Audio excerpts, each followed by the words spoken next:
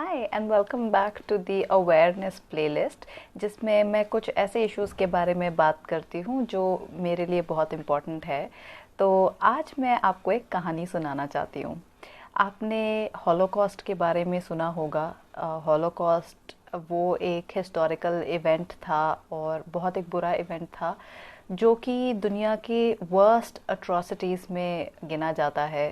कि अगर हम बोले कि आज तक इंसानों में सबसे गलत क्या हुआ है, सबसे ज़्यादा शोषण, सबसे ज़्यादा अत्याचार किस पे हुआ है, तो अक्सर हॉलोकॉस्ट के बारे में बात करी जाती है, जिसमें नाज़ीज़ ने जूस के ऊपर बहुत ही बुरा व्यवहार किया, उनके साथ बहुत शोषण किया, उनको बहुत टॉर्चर किया गया। और जेनोसाइड था जिसमें कई मिलियंस जूस को मार दिया गया था उस टाइम पे। तो हॉलोकॉस्ट को आज की तारीख में एक बहुत ही बुरे टाइम की तरह से सोचा जाता है। ह्यूमैनिटी पे, इंसानियत पे सबसे बुरा एक टाइम वो था।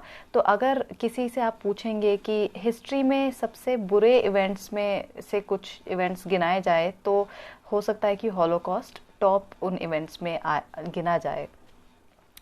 तो इस दौरान हॉलोकास्ट में जो कैंप्स थे जहाँ पे जूइश प्रिजनर्स को रखा जाता था, जितने कैदी थे उनके साथ क्या क्या होता था, उन्हें किस तरह से रखा जाता था, उसके बारे में बहुत सारे बायोग्राफीज़ लिखी गई। बाद में कई बार उनकी डायरीज़ जो उस टाइम पे वो लिखा करते थे, या जो लोग सर्वाइव कर गए, जो बच के निकले उससे, उन लोगों ने अपनी आपबीती जब बताई तो हमें काफ़ी चीज़ें उस टाइम पे पता चली। तो उसी में से एक जूइश सर्वाइवर की एक कहानी मैं आपको आज बताने वाली हूँ। वहाँ पे जूइश कैंप में जब जो कैदी लोग थे उनको जब इकट्ठा किया जाता था, तो जो नाज़ी सोल्जर्स थे और जो गार्ड्स थे वो आके उनसे पूछा करते थे कि यहाँ पे कोई बॉक्सर है या कोई रेसलर है। ऐसे जो लोग थे, स्पोर्ट्समैन जो थे, उनको ढूंढा जाता था, क्योंकि नाज़ी कैंप में उन्हें एंटरटेनमेंट भी चाहिए था। सो ये तो बुरा था ही कि इन लोगों को उनके रिलीजन के बेस पे कैदी बनाया गया, एक पूरी कम्युनिटी को ऐसे उनका सफाया किया जा रहा था, लेकिन उसके ऊपर से उनको एंटरटेनमेंट भी चाहिए था इन लोगों से।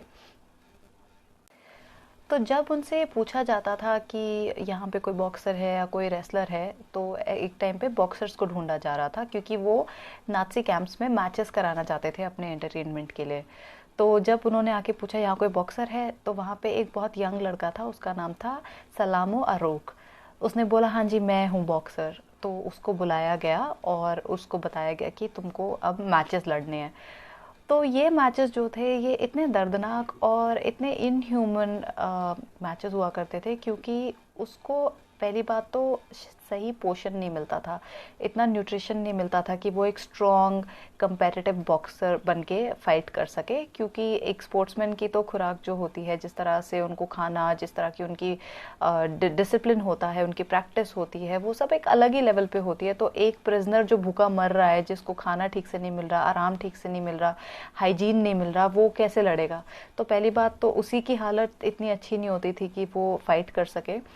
पर सबसे जो सैड बात थी इन मैचेस की वो ये थी कि सलामो अरोक को जिस भी कैदी के साथ फाइट कराया जाता था, वो दूसरा कैदी भी जूइश ही होता था जनरली। कभी वो बॉक्सिंग बैकग्राउंड का होता था, कभी नॉर्मल कोई इंसान होता था, कई बार कोई लंबा चौड़ा हो तो उससे उसको लड़वाते थे देखने के लिए कि कौन जीतेगा। तो बुरी बात ये थी कि जो मैच हारता था, जो कि अक्सर हारता ही था, सलामो अरोक कभी हारा नहीं, और सिर्फ उसके 2 बार ड्रॉज हुए थे मैच में। जो भी इंसान उससे मैच हारता था वो हमेशा मार दिया जाता था। तो ये एक गेम था उन लोगों के लिए। इमेजिन करिए कि 2 इंसानों को वो लड़वा रहे हैं, 2 इंसान जिनकी फीलिंग्स है, जिनकी फैमिलीज है, जो जिंदा रहना चाहते हैं, उन 2 लोगों को लड़वा रहे हैं, और जो एक सिंपल सा बॉक्सिंग मैच हार गया उसको मार दिया जाता था। तो लाइफ की वैल्यू कितनी है आप ये देखिए, कितनी ट्रिवियल है उनके लिए एक लाइफ की वैल्यू, कोई वैल्यू ही नहीं थी। तो यही सब जो अट्रॉसिटीज़ थी, इन्हीं के चलते हॉलोकॉस्ट को एक काला धब्बा माना जाता है ह्यूमैनिटी पे और हिस्ट्री पे, क्योंकि उन्होंने इतना ज़्यादा गलत किया ह्यूमंस के साथ, और उनकी लाइफ को इतना छोटा, इतना ट्रिवियल बना दिया कि कोई वैल्यू ही नहीं थी वहाँ लाइफ्स की। बट ऑफ कोर्स ये तो एक इंसान की कहानी थी। ऐसे तो बहुत इंसिडेंट्स हुए थे ड्यूरिंग हॉलोकॉस्ट, जहाँ पे जो इंसान की जीवन की वैल्यू है वो इतनी कम थी, और वो लोग इतनी छोटी छोटी चीज़ों के बेसिस पे डिसाइड करते थे कि कौन ज़िंदा रहेगा और कौन मरेगा। अगर कोई ट्विन्स है तो उनके ऊपर वो एक्सपेरिमेंट करना चाहते थे, चलो इनको ज़िंदा रख लो। या कोई किसी की आईज़ अगर किसी सर्टेन कलर की है, या कोई कैसा है या कोई कैसा है, इसकी बेसिस पे, इतनी छोटी छोटी बातों के बेसिस पे वो लोग ये डिसाइड करते थे कौन ज़िंदा रहेगा कौन मरेगा।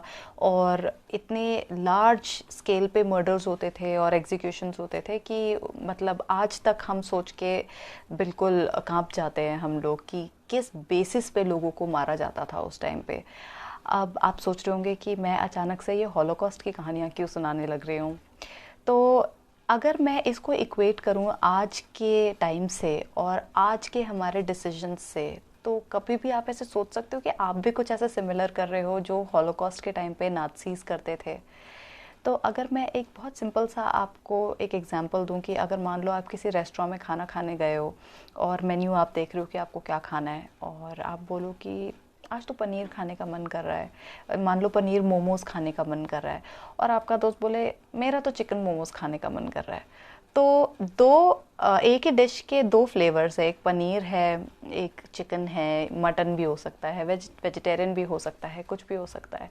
लेकिन जो आप हैं या आपका दोस्त है या कोई भी है, वो एक ही डिश के दो फ्लेवर्स में से अगर पनीर चूज़ करता है या वेजिटेरियन चूज़ करता है वर्सेस चिकन चूज़ करता है या मटन चूज़ करता है, इससे ये डिपेंड करता है कि वो जानवर ज़िंदा रहेगा कि नहीं। तो जितनी बार आप एक रेस्टोरेंट में जाके या अपने नॉर्मल आप मील्स जो खा रहे हो उसमें जब भी आप ये चॉइस कर रहे हैं कि ये वाले डिश मैं वेजिटेरियन भी खा सकता हूँ और नॉन वेजिटेरियन भी खा सकता हूँ, क्योंकि आज मेरा मूड है कि आज चिकन खाया जाए या आज मटन खाया जाए, every time you making that decision, every time आपका मन जो कर रहा है वो एक किसी की लाइफ और डेथ का डिसीजन आप ले रहे हैं। तो आपको नहीं लगता ये बहुत सिमिलर है उस बॉक्सर की कहानी से, जहाँ पे छोटी छोटी चीज़ों को देख के एक बॉक्सिंग मैच जो किसी के एंटरटेनमेंट के लिए हो रहा है उसके बेसिस पे कोई मारा जाएगा, ये थोड़ा सिमिलर नहीं हो जाता है? क्योंकि अगर आप मान लीजिए फॉर आर्ग्यूमेंट सेक मैं कहती हूँ कि उस रेस्टोरेंट में मान लीजिए उस दिन चिकन ख़त्म हो गया और वो बोल रहे हैं कि भाई चिकन मोमोज तो नहीं है आज, पनीर मोमोज ही अवेलेबल है या वेजिटेरियन मोमोज अवेलेबल है, तो हो सकता है कि आप बोलोगे हाँ चलेगा, पनीर भी खा सकता हूँ मैं, पनीर मोमोज का टेस्ट भी काइंड ऑफ सिमिलर ही है तो मैं खा सकता हूँ। तो ये आपके इतने छोटे डिसीजन से एक जानवर स्लॉटर हो रहा है, उसकी लाइफ वहाँ ख़त्म हो रही है। तो मुझे लगता है ये हमारा बहुत छोटी सी चीज़ है, मूड कर गया, खाने का मन कर गया, ऐसी चीज़ों पे हम किसी की लाइफ ले सकते हैं या बचा सकते हैं। तो ये डिसीजन भी हमारे हाथ में है। अब ये हमारे ऊपर है कि हम एक नाज़ी गार्ड की तरह बिहेव करना चाहते हैं, जहाँ हम एक विम और एक फैंसी के चलते किसी को मारना चाहते हैं, या हम थोड़ा कंपैशनेट रूट चूज़ करके ऐसे डिसीजंस और ऐसी चॉइसेस करें जिससे कि कोई वायलेंस ना हो, किसी को नुकसान ना हो और किसी की जान ना जाए। तो ये एक फूड फॉर थॉट मैं आपके साथ शेयर करना चाहती थी। इस बारे में सोचिएगा।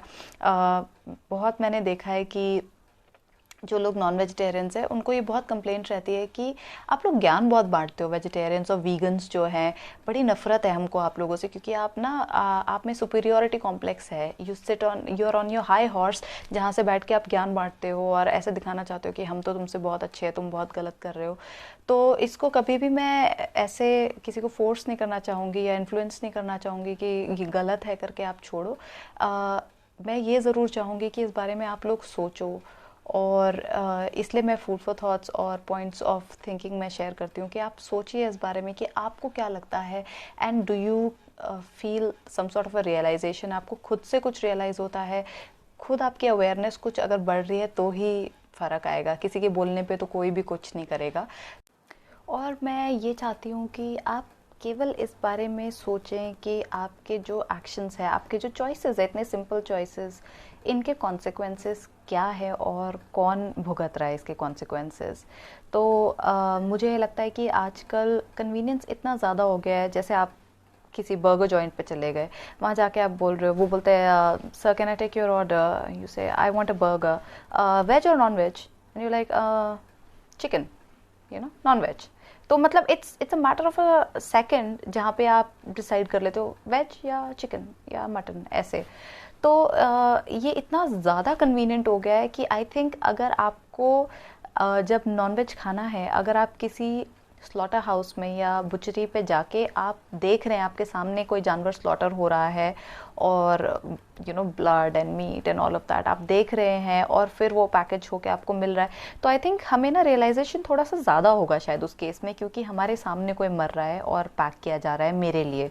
लेकिन अभी इतना डिसेंसिटाइजेशन हो गया है, इतना ओवरली कन्वीनियंट हो गया है कि आप जाते तो प्री पैकेज्ड आपको सब कुछ मिल जाता है ऑलरेडी बना हुआ, तो आपको वो गोरी डिटेल्स देखने की ज़रूरत ही नहीं है, ब्लड देखने की ज़रूरत नहीं है, ऑल दैट अब्यूज़ देखने की ज़रूरत नहीं है, कुछ भी वायलेंस देखने की ज़रूरत नहीं है, बना बनाया मिल रहा है। मेरे को बस ये चूज़ करना है कि वेज या नॉन वेज और अपना लो और खाओ। तो क्योंकि ये इतना ज़्यादा कन्वीनियंट हो गया है, हम भूल रहे हैं कि इसका प्राइस एक्चुअली क्या है और कौन पे कर रहा है। तो मेरी आपसे सिर्फ ये रिक्वेस्ट है कि इस बारे में प्लीज़ सोचिए, और क्या आपके थॉट्स है इस बारे में वो कमेंट्स में ज़रूर मुझे बताइए। और अगर आप डिसएग्री भी करते हैं तो we can have a discussion in the comments. और मैं जानना चाहती हूँ कि जो मैं ये फूड फॉर थॉट कभी कभी बातें करने लग जाती हूँ जो मेरे लिए इम्पोर्टेंट है, वो कुछ सेंस भी आपको बनता है और इस बारे में आप सोचना चाहेंगे कि नहीं, ज़रूर मुझे बताइए। सो मैं आपके कमेंट्स का वेट करूँगी और मैं आपसे नेक्स्ट वीडियो में मिलूँगी। बाय।